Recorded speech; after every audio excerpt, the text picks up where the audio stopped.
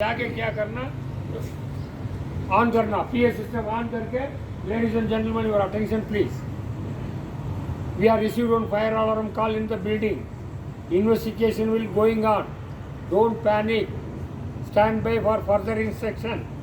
हम चेक कर रहा है, दोबारा चेक करने के बाद आपको आके बोलेगा, आप वेट कीजिए करके बोल के चलना जाना।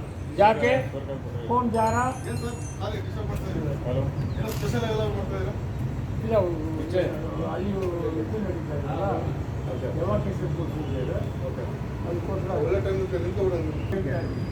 समझ में आया। अनाउंस करने में भी तरीका मालूम, प्रैक्टिस करना चाहिए। टाइप करके देना, आप लोग को मैं बोल रहा हूँ, उसको टाइप करके देना। पहले शुरुआत में ladies and gentleman your attention please, we are received on fire alarm call in the building, investigation will going on,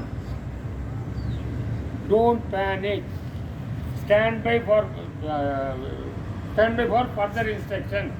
दोबारा इंस्ट्रक्शन आएगा, क्योंकि अलार्म आ गया तो सब भाग के आ जाएगा, इसलिए आप तुरंत उनको इशारा करना है।